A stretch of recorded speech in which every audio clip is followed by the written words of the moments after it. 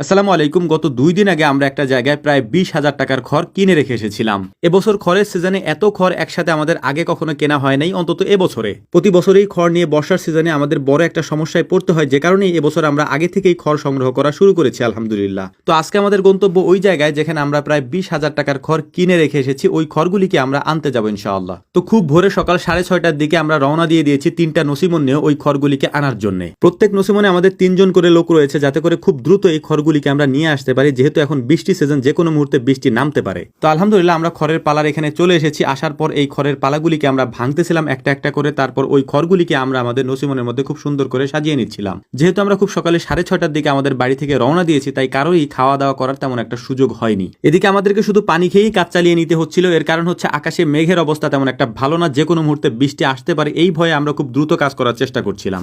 যেহেতু এখানে যে খড় আছে সেই খড় আমরা একবার এখান থেকে নিয়ে যেতে পারবো না, তাই 3টা নসিমন সাজিয়ে নিয়েছি আমরা। এই 3 নসিমনে কয়েকজন লোক আমরা চলে যাচ্ছি ওখানে, কারণ এই খড়গুলি ওখানে নামিয়ে আমাদেরকে ওখানেও পালা দিয়ে আসতে হবে। এর কারণ হচ্ছে যদি আমরা খোলা অবস্থায় ওখানে ফেলে রেখে আসি, তাহলে বৃষ্টিতে এই খড়গুলি ভিজে যেতে পারে যদি বৃষ্টি হয়। তো আলহামদুলিল্লাহ নসিমনের মধ্যে খড়গুলোকে সুন্দর মতো বেঁধে তারপর আমরা রওনা দিয়ে দিয়েছি আমাদের খামারের উদ্দেশ্যে, অর্থাৎ এই খড়গুলিকে আমরা যেখানে রাখবো সেই জায়গার উদ্দেশ্যে। আমরা কয়েকজন এই খড়ের সাথে যাচ্ছি এবং কয়েকজনকে আমরা এখানে রেখে যাচ্ছি, কারণ হচ্ছে 2 জায়গায় খড়গুলিকে একেবারে এলোমেলো অবস্থায় আমরা রেখে যাচ্ছি। বৃষ্টি নামলে খড়গুলি ভিজে যেতে পারে, যে কারণে হচ্ছে আমরা 2 ভাগে বিভক্ত হয়ে তারপর এই কাজগুলি করার চেষ্টা করছিলাম। খড়গুলিকে নসিমনে করে এখানে নিয়ে আসতে আসতে আমরা দেখতে পেলাম যে বৃষ্টির অবস্থা তেমন একটা ভালো না, অর্থাৎ আকাশে প্রচুর পরিমাণে মেঘ দেখা যাচ্ছে। নসিমন থামিয়ে খড়গুলিকে আমরা নামানো শুরু করেছি এবং আস্তে আস্তে যেখানে পালাটা আমরা দিব সেই জায়গাটা তৈরি করতেছিলাম। এর মধ্যেই দেখতে পেলাম যে মুষলধারে বৃষ্টি শুরু হলো। আকাশে যে মেঘ রয়েছে এবং বৃষ্টি যে হতে পারে, এটার একটা আইডিয়া আমাদের সকাল থেকেই ছিল। যখন আমরা রওনা দিয়েছিলাম তখনই আমরা একটা প্ল্যান করে রেখেছিলাম যে বৃষ্টি হলে আমরা কি করব। পলিথিন এবং এগুলিকে ঢাকার জন্য যেসব জিনিসের প্রয়োজন সেগুলি আমরা আগে থেকে রেডি করে রেখে গিয়েছিলাম, যে কারণে তেমন একটা ক্ষতি আমাদের হয়নি, তেমন একটা ভেজেও নি।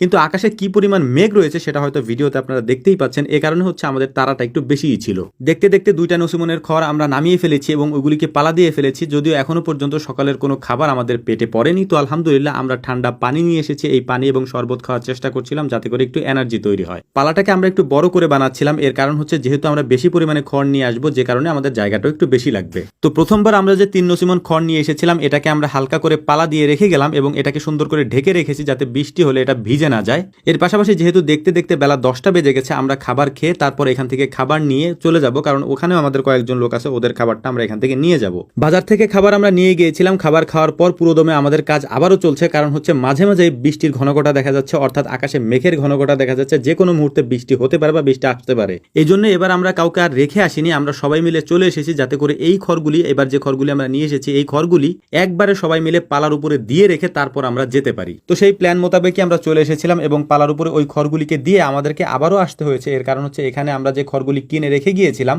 এর বাইরেও ছোট্ট একটা পালা আমরা এখানে কিনেছি। তো ওই পালাটাকে নিতে, অর্থাৎ ওই পালার খড়গুলি নিতে আমাদের এখানে আবারও আসতে হয়েছে। এর পাশাপাশি আগে যে খড়গুলি আমরা এখানে কিনেছিলাম, অর্থাৎ এতক্ষণ যে খড়গুলি আমরা নিয়েছি, সেখান থেকেও কিছু খড় এখানে রয়ে গিয়েছে। তো আলহামদুলিল্লাহ সব খড়গুলিকে আমরা নসিমনের মধ্যে উঠিয়ে নিয়েছি। উঠিয়ে নেওয়ার পর সবার টাকা পয়সা পরিশোধ করে, অর্থাৎ যে টাকা দিয়ে আমরা খড়গুলি কিনেছিলাম, একটা জায়গায় হচ্ছে 19,000 টাকা আর একটা জায়গায় 3,500 টাকা, সেই টাকাগুলি পরিশোধ করে আমরা এখন চলে যাব আমাদের খামারের উদ্দেশ্যে, অর্থাৎ যেখানে আমরা এগুলিকে সাজাচ্ছি সেখানে আমরা চলে যাব।